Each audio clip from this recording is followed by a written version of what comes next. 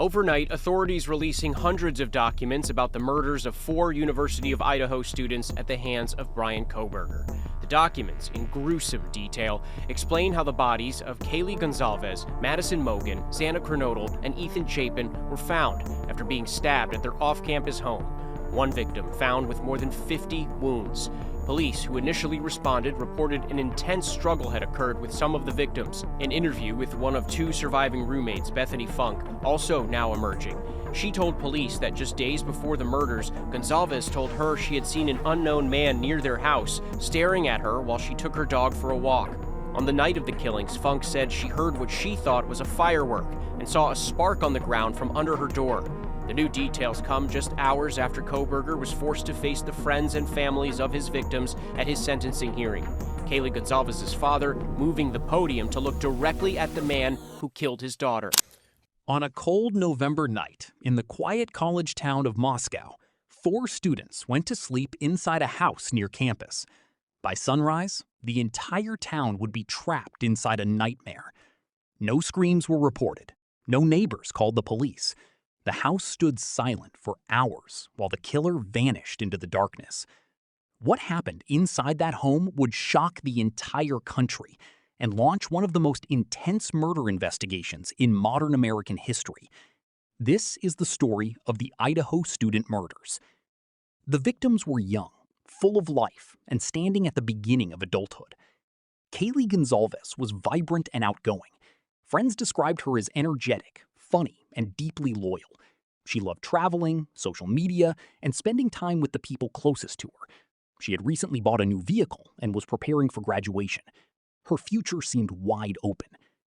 Madison Mogen was warm and calm. She had a quiet confidence that made people feel comfortable around her. She and Kaylee were best friends for years. They were almost inseparable. Xana Kernodle was known for her bright personality and strong spirit. She was studying marketing and loved being around friends. She had recently started dating Ethan Chapin, a kind-hearted student who came from a close family. Ethan was one of triplets. He was easygoing, athletic, and loved by nearly everyone who knew him. The 6-bedroom rental house near the university was usually loud and full of energy. Friends came and went constantly. Music played late into the night. It was the kind of house where doors were rarely locked and people felt safe. That feeling of safety would disappear forever. On November 12, 2022, the town felt normal. Students filled bars and restaurants around the University of Idaho campus. Football fans celebrated the weekend. Groups of friends moved through the streets, laughing in the cold night air. Kaylee and Madison spent part of the evening downtown. Videos from local businesses showed the 2 friends smiling and talking while ordering food from a late-night food truck. Nothing about their behavior seemed unusual. They looked relaxed, happy, completely unaware that someone may already have been watching them. Xana and Ethan attended a nearby party earlier that night. Friends later told investigators the couple appeared normal and cheerful. No one reported arguments. No one reported fear. Hours passed. Around 1:45 in the morning, the 4 students returned to the house on King Road. 2 other roommates were also inside the home, but they stayed in separate bedrooms and survived. At first, investigators believed the attacks likely happened between 4 and 4:25 a.m. Inside the house, everything appeared quiet. But somewhere in the darkness, a killer was moving closer. Investigators later believed the murderer entered the home while most of the occupants were asleep. The attack was brutal and deeply personal. The victims were stabbed with a fixed-blade knife. The violence shocked even experienced investigators. Yet somehow, nobody nearby reported hearing a violent struggle. That detail haunted the case from the beginning.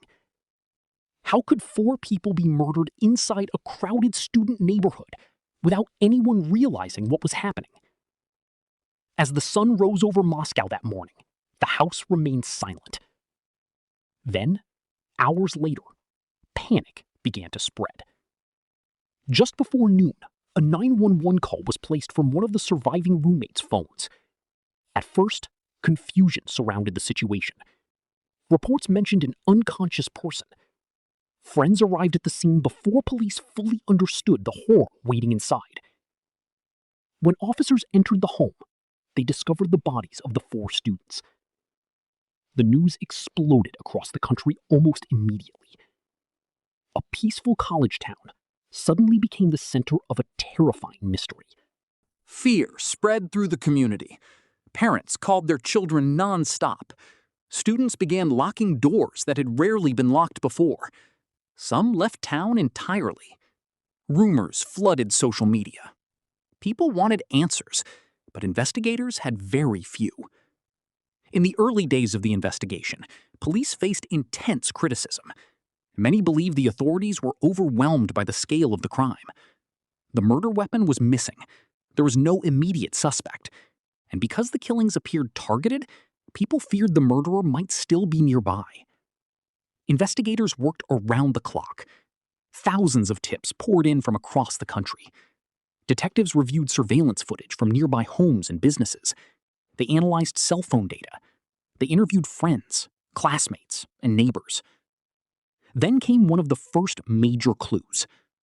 A surviving roommate later told investigators she saw a masked man inside the house during the early morning hours. According to reports, she described seeing a man with bushy eyebrows walking past her after hearing strange noises. The detail terrified the public. The killer had allegedly walked directly through the house and disappeared into the night. Police then revealed they were searching for a white Hyundai Elantra seen near the crime scene around the time of the murders. That announcement changed everything. Suddenly, people across America were looking for the same car. Investigators received thousands of additional tips. Surveillance footage from neighborhoods and highways became critical pieces of evidence. Meanwhile, online speculation grew out of control. Social media users accused innocent people. Amateur detectives analyzed videos frame by frame. Every friend, ex-boyfriend, and classmate became the target of rumors. Families of the victims pleaded for patience. Behind the scenes, investigators were quietly building a case. Then came the breakthrough. At the crime scene, detectives recovered DNA from a knife sheath left near one of the victims. The sheath became one of the most important pieces of evidence in the entire investigation. Weeks later, investigators traced the white Hyundai Elantra to a man named Bryan Kohberger. Kohberger was a criminology PhD student studying at Washington State University, only minutes away from Moscow. The discovery stunned the public. A criminology student, someone studying criminal behavior, someone who may have understood investigations and forensic science. According to investigators, Kohberger's phone records showed movements consistent with repeated trips near the victim's home before the murders. Surveillance footage allegedly tracked a white Hyundai moving through the area multiple times during the night of the killings. Then, investigators made another disturbing discovery. After the murders, Kohberger reportedly drove across the country to Pennsylvania with his father for the holidays. Law enforcement secretly monitored him during the trip. Investigators even recovered trash believed to contain DNA evidence connected to his family. On December 30th, 2022, authorities arrested Bryan Kohberger at his parents' home. The case that had terrified the nation finally had a suspect. But the questions did not stop. Why those victims? Why that house? Did the killer know them personally? Investigators believed the murders were targeted, but many details remained unclear. Reports suggested Kohberger may have visited the area around the victim's home multiple times before the attack. Some believed he may have become fixated on one or more of the victims, though the exact connection has remained heavily debated. The brutality of the crime shocked even seasoned investigators. Autopsy findings revealed the victim suffered multiple stab wounds. Some reportedly showed signs of defensive injuries, suggesting they fought desperately to survive. The emotional pain for the families became unbearable.